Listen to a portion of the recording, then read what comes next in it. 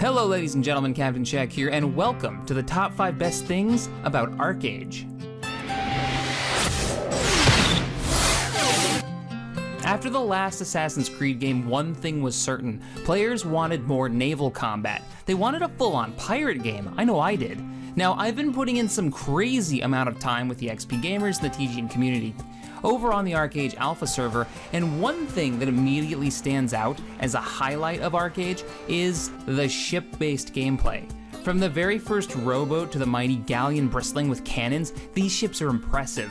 Gameplay is actually physics-based. These ships have mass in an MMO. That's just about unheard of. The last time I had this much fun on an ocean in an MMO was Ultima Online like 10 years ago. Sailing the seas with friends, looking out for the dangers of player pirates as we move cargo, or go diving off my catamaran with scuba gear looking for hidden treasures, or building a fishing boat and heading off the coast trying to catch a big one. Once released, I know we're gonna see massive fleet engagements with crews firing cannons and landing boarding parties. Actually plan on starting a few myself. I just can't wait.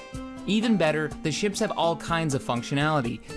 Take for instance my guild's first ship. It's a catamaran with the first version of our custom logo printed on the sails. We actually uploaded that, and you can do that in this game.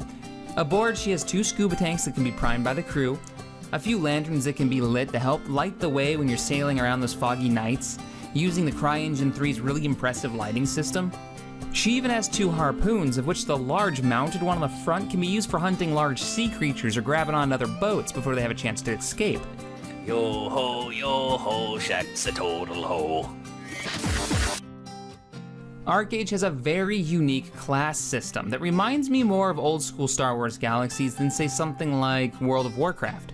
During character creation, you're asked, what skill set would you like, out of a list of 10. After you gain a few levels, they ask you again, alright, what would you like your second skill set to be? By level 10, about an hour or so into the game, you're asked about a third set. As you level, you gain points that can be spent in any one of these 3 trees. Want to focus on a stealthy rogue skills? Go for it. Want to mix your heavy shield-focused defense skills with your rogue skills, and maybe some oromancy to buff your health? You can do that. After you pick your skill trees, you're given a class title with names like Necromancer, Dark Runner, Executioner, Inquisitor, Dagger Spell, Reaper, my personal one, the Paladin. I could go on for days. There's 120 different possible classes. On top of all that, nothing is locked out for any class. So say you want to be a heavily armored rogue. Go for it. Leather armored paladin? Alright, kinda strange, but cool. Some armor just works better for some builds, but nothing's limiting you. Weapons are the same way. Sometimes I just want to rock out with a battle axe and leave my sword at home. The building blocks for what I think makes ArcheAge unique is the economy. A good game economy can make or break a game for me. When an economy works, it gives the players all types of goals to work towards. It makes the world feel like a living place of riches to explore and exploit. It gives the PvP lovers a reason to fight, and it should tie into every single aspect of the game, from the nooblet fishing to the king of a giant empire. ArcheAge nails just about all of that. It has a full-on farming system and housing, but what's really impressive is how trading works. The world is divided into provinces, each of which can create a small number, about 3 or 4, special trade goods. These goods are created from all kinds of things like strawberries, hops, apples, coral, lumber, iron, you name it, and can be traded to any other city for the most valuable resource in the game, Guilda Stars or gold. Now, Guilda Stars are used to buy the blueprints for the best boats and houses, and it's the only way you can get these. And you get all kinds of cool stuff with them. But to get them, you have to move goods. Once you have a trade good, it turns into a big backpack that goes on your back. The pack slows you down and keeps you from going quickly on anything but a donkey, and even the donkey isn't that fast. And it stops you from using any of the fast travel stuff. So what this means is, the world is full of people moving goods up and down the roadways, riding carriages, the automated airships, and loading goods onto ships. Because the farther you go away from where you made the product, the more you'll make. And the less people who are trading that particular product at that place will mean it gives you a boost to how much you make. This gives you a reason for piracy, for PvP combat, and a reason to escort your ships, make alliances, hire mercenaries, all kinds of cool stuff. ArcheAge is a sandbox. What is a sandbox? Well, it's where you can do what you want. Here's some of the things that I've enjoyed doing in ArcheAge: sailing, mining, breeding animals, fishing, carpentry, glider flying, monster hunting, raising an army, capturing a ship, questing, building a home, raising cattle. Okay, we haven't raised an army yet because of the alpha, but we're going to. It's gonna be awesome. Commanding a fleet against the Kraken. Yeah, we got big goals. Fighting a demon in the desert because someone popped into TeamSpeak and said, hey guys, there's a big ass demon over here. Anyone wanna see if we can kill it? After which a 30-minute battle ensued. ArcheAge is a sandbox. You can build a home that's not instanced and actually has a physical place in the world. So when you say it's north of that one river, your buddy can actually go north of that river and find your home.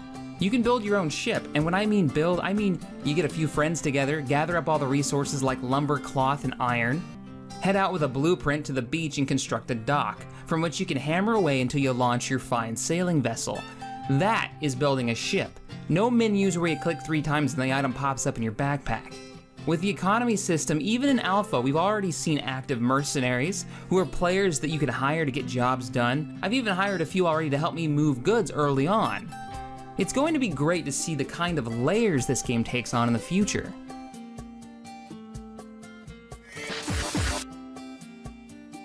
So I just ran through a massive amount of reasons why I'm having a blast with the alpha build of this title. So what could possibly be my number 1? The small stuff. It's the little details that show that developers really care about how the world feels and making it a working, living place. From the little stuff like lighting the fireplace in your home, the way the sails blow in the breeze, being able to light candles, drop the sails, drop an anchor. The level of detail is really impressive. It's actually kind of hard to explain. For anyone who's ever loaded up an MMO and found the world just seemed static, like the world is populated with all these items and people, but they don't really do anything, ArcheAge has a sense that the world is a bit more complex and active. So hopefully as this continues to be developed and it's continued to be ported from Korea, we get to see even deeper gameplay and more things that we can do in the world. I'd love to see some more character creation options like beards and whatnot. A couple more races would be cool, but overall, the alpha right now is a lot of fun. It's best described as something close to Ultima Online. It really is kind of the spiritual successor to that game, and if you're a fan of that or even heard of it, it was a fantastic MMO way back in the day. Predating WoW. Alright guys, I'm curious, what's your favorite MMO? What would you like to see from ArcheAge? And what are your top questions about ArcheAge right now from somebody who's actually playing the beta? I'll pop in and answer quite a few of them. Alright, if you enjoyed this video, hit that thumbs up button, subscribe to this channel, and as always, thanks for watching. I'll see you guys next time.